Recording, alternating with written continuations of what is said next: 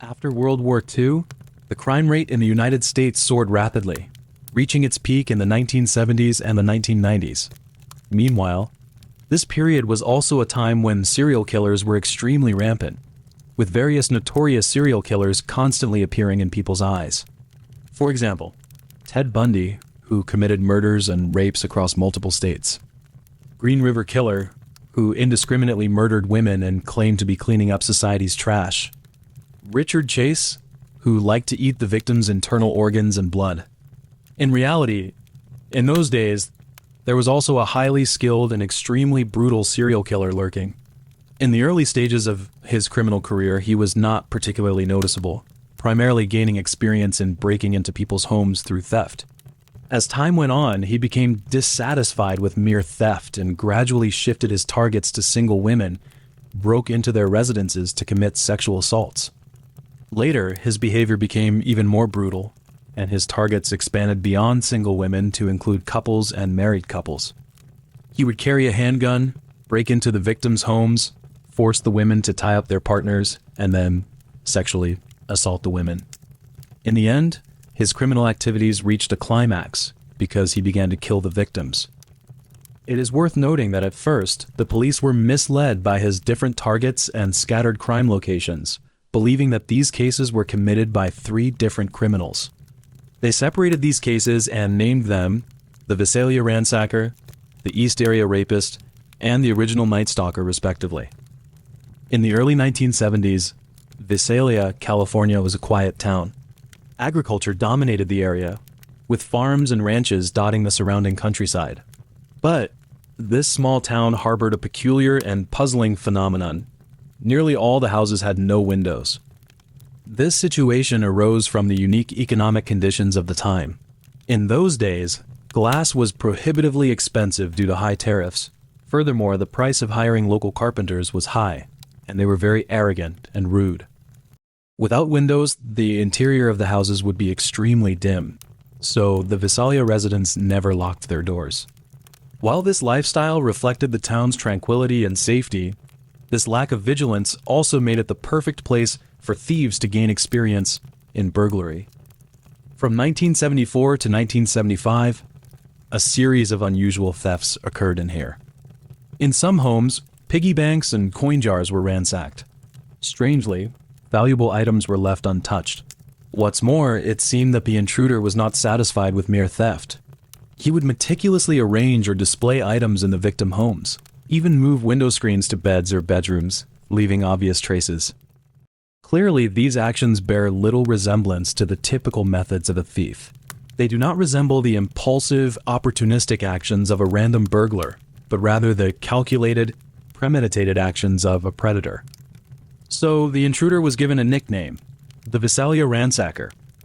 The first recorded burglary committed by the Visalia Ransacker took place on March 19, 1974, when a resident's piggy bank containing $50 in coins was stolen.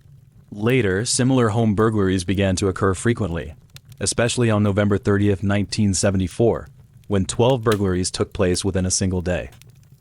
Snelling, a 45-year-old and highly respected journalism professor, was awakened around 2 o'clock in the morning on September 11, 1975, by a strange noise.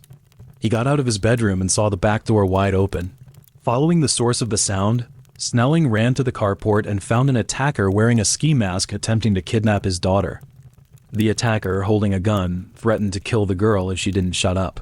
Seeing his daughter about to be harmed, Snelling didn't hesitate to rush forward and try to protect her. However, 2 bullets struck Snelling's body, instantly draining him of his strength. Staggering back to the bedroom, he told his wife to call the police. In the end, Snelling died, and the attacker beat Snelling's daughter and then fled the scene. Around 8:30 p.m. on December 12, 1975, an intruder broke into the backyard of a house in Visalia, near where the Visalia Ransacker was known to frequent.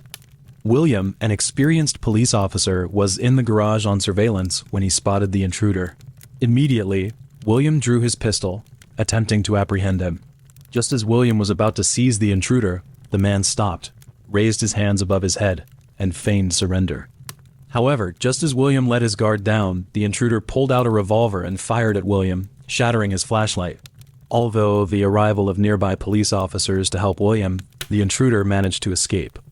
In the end, the police only found fragments of the flashlight at the scene, tracks of tennis shoes, and the intruder's dropped loot, some blue chip stamps, and a sock filled with coins. On June 18, 1976, around 5 in the morning, Phyllis, age 23, trembled as she called the Sacramento County Police Department's emergency line. She claimed that she had been attacked and sexually assaulted in her home. The details of this case were repeatedly mentioned by the police in the days that followed. The attacker wore a ski mask and gloves throughout the crime, threatening the victim with a weapon. He applied baby oil in advance as a lubricant, tied up the victim, and then raped her. The attacker's penis was very small, and he would steal inside the house, but he would not take valuable items, only take personal items that were meaningful. Moreover, Phyllis stated that the attacker had already stripped his body before entering her room. For experienced police officers, the implications behind this behavior were self-evident. They concluded that this was a juvenile sex pervert who could not control his sexual impulses, and it was only a matter of time before he was arrested. A criminal profiler once said that most people can easily associate high-intelligence criminals with sophisticated and complex robberies. However, when it comes to rape and torture, people often regard it as a degenerate act and rarely associate it with high intelligence. Therefore, people are reluctant to believe that such criminals possess intelligence, and neither do the police. However, the Sacramento County Police never imagined that they were dealing with anything other than an ordinary rapist. Just 3 months later, on October 5, 1976, the 5th sexual assault took place, with Jane as the victim. Around 6:30 in the morning, Jane's husband had just left for work, and she was still in bed with her 3-year-old son when she suddenly heard the light in the room flickering on and off. Soon after, a man wearing a green mask appeared before her. Later, Jane's son was placed in another room, while she was blindfolded and taken to the living room. During the sexual assault, the man asked Jane, "How does this compare to the captain's?" At the time, Jane's husband held the rank of captain in the Air Force, and the man also kept slapping Jane, saying, "Put some feeling into it, or I'll use a knife." When Jane's 3-year-old son woke up, all he saw was his mother bound with a bath towel, gagged with a cloth, and with marks on her wrists. As time went on, more and more evidence came to light, pointing to an unsettling fact. The attacker's crimes were not random but meticulously planned. For instance, several weeks before Phyllis was assaulted, she received a few mysterious phone calls and seemed to be followed while walking outside.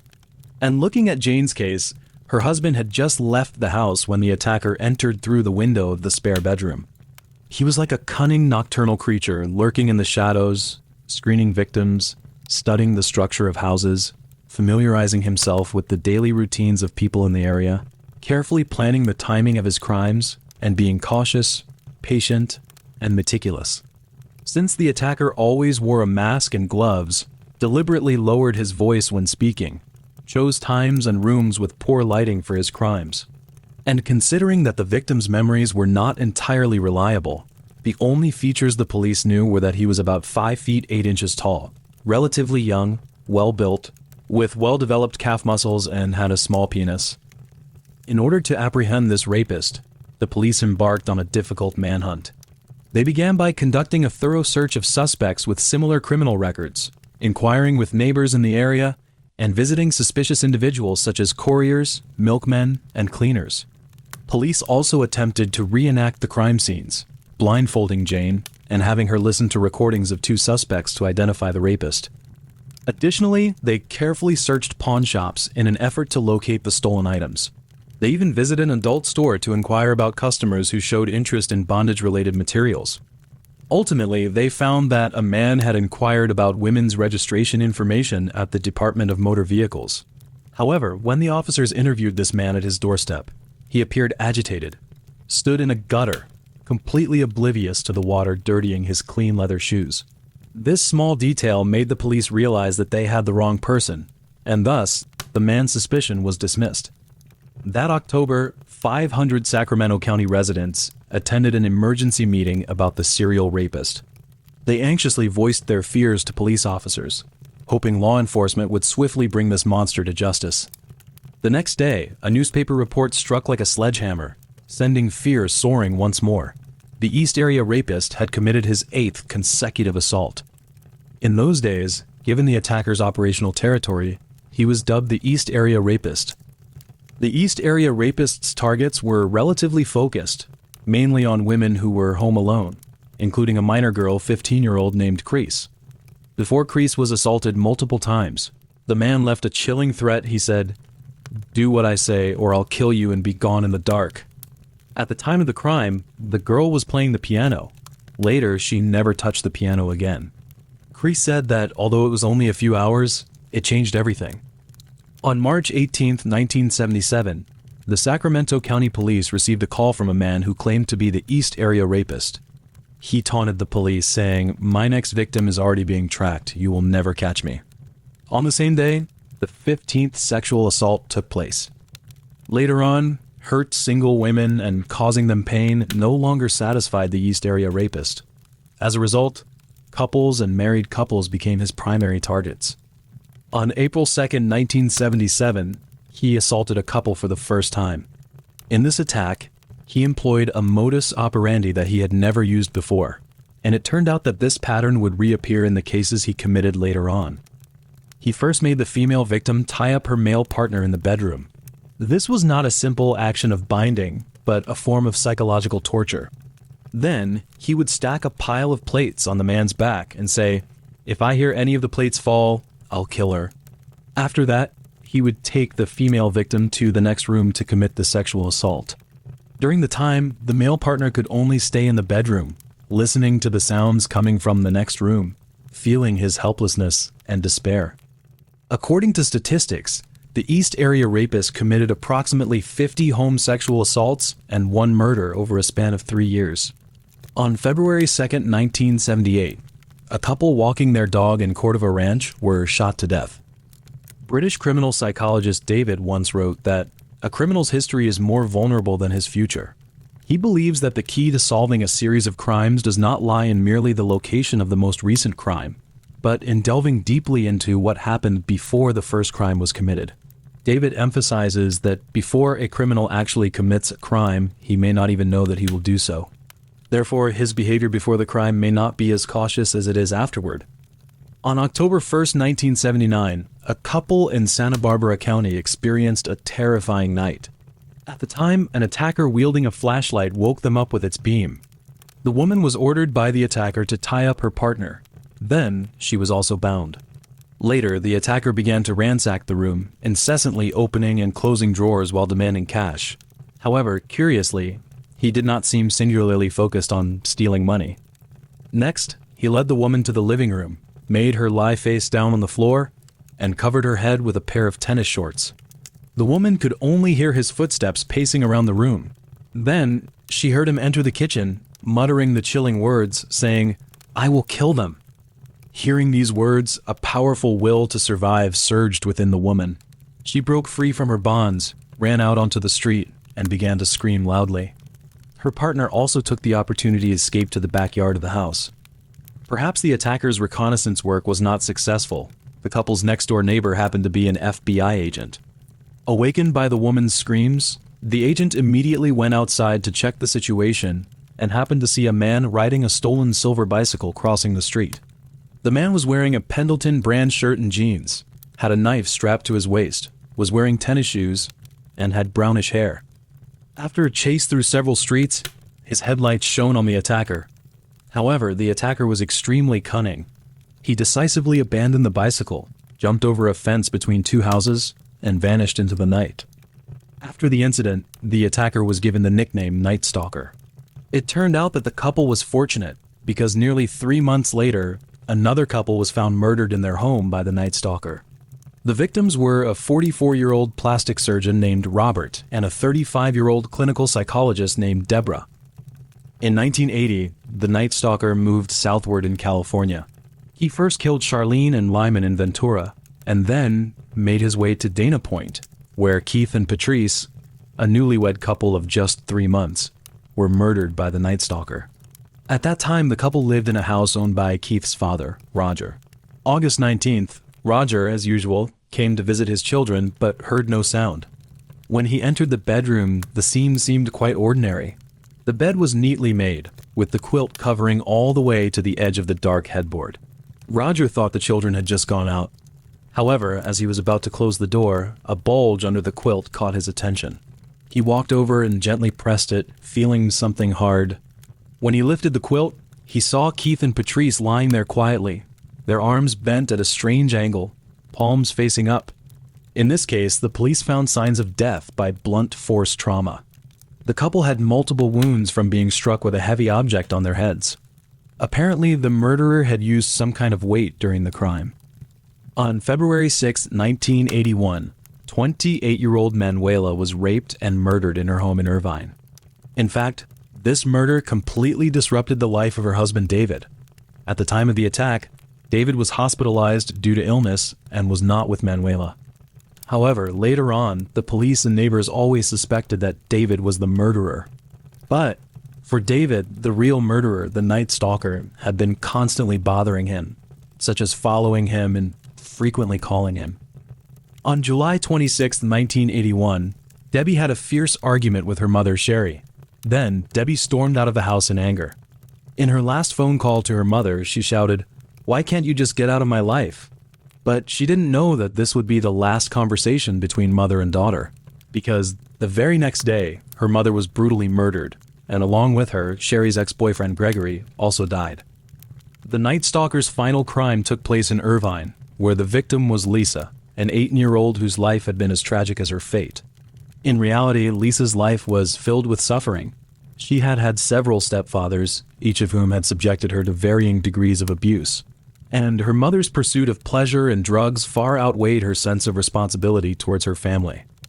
Because the house was for sale and potential buyers would be coming to view the house, on May 3, 1986, Lisa's parents went on vacation to Mexico, leaving Lisa alone at home to deal with clients interested in purchasing the house. On the morning of May 5th, Linda, the real estate agent, arrived at the house as usual to check on things. Upon entering, she noticed that the dining room light was on and the newspaper's job section was spread out on the table. Linda walked down the hallway to the bedroom at the end, where she found a girl lying motionless on the bed, seemingly covered with a blanket. Later, the police quickly arrived at the scene. They carefully lifted the blanket, which was almost stuck to the girl's body, only to discover that she was completely naked, with an unknown liquid on her legs, later confirmed to be semen. She had a wound on her forehead, a bruise on her nose, and 3 teeth were knocked out, 2 of which were cruelly hidden in her hair. It was confirmed that the victim was Lisa. Initially, the attacker was given the notorious nickname, the Night Stalker, by police. However, as another serial killer named Richard, who also operated at night, became active in the Los Angeles and San Francisco areas, the police and media changed the attacker's nickname to the original Night Stalker to avoid confusion, based on the chronological order of their crimes. Since 1986, following Lisa's murder, neither the East Area Rapist nor the original Night Stalker has committed another crime. Nevertheless, the lives of the victims have not returned to normal. They remain shrouded in fear and unease. On January 2, 1978, Phyllis, the first known victim of the East Area Rapist, received a phone call in which the caller said, "I'm going to kill you, bitch. Goddamn whore." In 2001, the Sacramento Police Department launched an investigation. They compared the DNA evidence left by the East Area Rapist with that left by the original Night Stalker. Ultimately, it was confirmed that the East Area Rapist and the original Night Stalker were the same person. Justice may be delayed, but it is never absent. Although decades have passed, the police and the public who followed these cases never gave up. Among them, a full-time mother named Michelle documented a vast amount of case details. She studied the composite sketches of the suspect, searched online daily for clues about this serial killer, and occasionally visited the victims' families to listen to their stories. And it was she who named this mysterious serial killer the Golden State Killer. Michelle was not the only one paying attention to the Golden State Killer. An investigator named Paul had been tracking the Golden State Killer for over 20 years. Despite uncovering a large number of indirect clues, such as the perpetrator's fingerprints, semen samples, and eyewitness testimonies, they were unable to narrow down the investigation due to technological limitations. In his quest to find the killer, Paul even tracked thousands of criminals, all to no avail. However, even Paul could not have imagined that these decades-long cold cases would see a crucial breakthrough thanks to a free website. In 2017, after many recommendations, Paul learned about a website focused on genetic genealogy research. It is well known today's society is in a rapidly changing and fragmented era where people are extremely eager to understand their racial origins and family history. Since there was no threshold fee for this website, a large number of people voluntarily uploaded their DNA data to there. Given the website's vast genetic database, Paul had a bold idea. He wanted to upload the Golden State Killer's DNA sample to the site and conduct a data comparison. Later, he shared this idea with his colleagues. Initially, his colleagues who were well-versed in law opposed it, as it might involve personal privacy and illegal law enforcement issues. However, lawyers gave Paul strong support, pointing out that the website's data had immense value for cracking the case, and that the approach was legal. So, Paul quickly took action. He obtained a well-preserved semen sample from the Ventura County coroner. In December 2017, he created an account, uploaded the Golden State Killer's DNA to the website.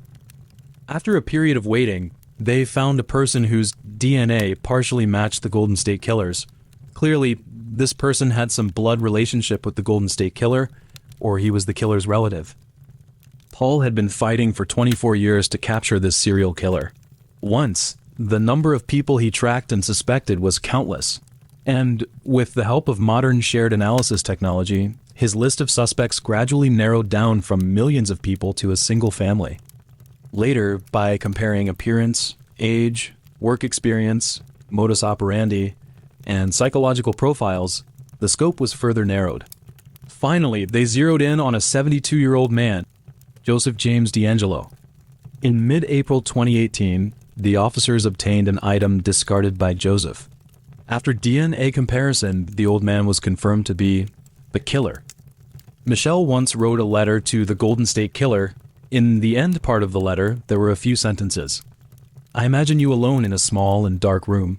You hear a car pull up to the curb and the engine shut off. You know those footsteps are coming for you. The doorbell rings. You can no longer climb the fence to escape. Take a deep breath, a big gulp of air, and clench your teeth. You can only timidly move step by step toward the ringing doorbell. You once threatened the victim, saying you would be forever silent and disappear into the darkness. Open the door and let's see your face. And this is your end. Fortunately, people have waited for this ending. Sadly, Michelle passed away 2 years before the Golden State Killer was arrested. She did not live to see this ending. The development of all things is often propelled and brought about by their essential causes. The extremely ugly and dark side that Joseph concealed can also be traced back to its origins. For most people, playing with siblings during childhood is a happy and blissful memory. But for Joseph, this period became a painful experience that tormented him for the rest of his life. During one playtime, Joseph found that his 7-year-old sister Connie had disappeared. After searching for a long time, Joseph approached an abandoned warehouse where he witnessed a shocking scene. 2 pilots were sexually assaulting a little girl. And the girl who was crying out for help with all her might was his sister Connie, whom he had been looking for. For a child around 10 years old, witnessing such a terrifying scene is undoubtedly a catastrophic psychological shock. And this painful childhood memory took deep root in Joseph's heart. Over time, it gradually transformed into despair and resentment towards real life. Joseph's personality also began to twist and become unpredictable. He started committing minor offenses, such as stealing neighbors' property, pilfering other people's mail, and torturing and killing animals. If the pain of his childhood made Joseph put on a devilish mask of hatred toward society, then his later romantic experiences were the trigger for his revenge against society. After completing his military service, Joseph met a girl named Bonnie, and soon the two fell deeply in love. This relationship gave Joseph a renewed sense of hope and beauty in life. He even announced their engagement in the local newspaper. However, 2 years later, Bonnie got married, and the groom was not Joseph, but a wealthy forensic accountant. In reality, the truth was more complicated than it appeared on the surface. It was not Bonnie who cheated on Joseph. Instead, Joseph had been the villain in this relationship. He abused Bonnie, threatened her with a gun, and even forced her to marry him. Despite all this, the relationship left a deep wound in Joseph's heart. His hatred and jealousy towards Bonnie consumed all his emotions. In many of the homosexual assaults, Joseph would stop during the crime, sobbing and shouting, "I hate you. I hate you, Bonnie." After his arrest, since the statute of limitations for the serial rape cases had expired, Joseph was only charged with 13 counts of murder and 13 counts of kidnapping. On June 29, 2020, as part of a plea deal to avoid the death penalty, he admitted to these crimes. Additionally, Joseph confessed to the burglary and murder he committed in Visalia. Thus, the crimes of the Visalia ransacker, the East Area rapist, and the original Night Stalker were all connected to one person. These heinous acts, which had once kept countless people awake at night, finally had a definitive attribution. On August 21, 2020, Joseph was sentenced to life imprisonment without the possibility of parole multiple times in a row. During the trial, after listening to the victim impact statements, Joseph offered a brief apology in the face of the victims and their families' anger and sorrow. He said, "I listened to all of your statements, every single one. I truly am sorry for everyone I hurt." However, is this apology really worth accepting? This is a thought-provoking question. In fact, whether it was the multiple burglaries in Visalia or the serial rapes and murders, when Joseph committed these crimes, he was a police officer, someone who was supposed to protect the public and arrest criminals. For example, when Joseph committed the multiple burglaries in Visalia, he was working as a burglary department police officer in Exeter, just 11 miles away. Later, Joseph's daughters submitted a letter to the court, which, once made public, sparked public discussion and reflection. In part of the letter, she wrote affectionately, "I am Joseph's eldest daughter. The father I know and still know to this day. I could never tell you everything he has done for me because he always put me and my daughter first. And it has always been like this throughout our lives, so there is just so much." This letter is indeed touching, but when we stand in the shoes of the victims, imagine those who were raped and murdered. Their lives might have been better or worse than what Joseph's daughter described. No one knows. But because of Joseph, their lives were taken, their futures were stolen, and their life trajectories were completely altered, never to return to what they once were. Without Joseph, those murdered victims would definitely still be alive.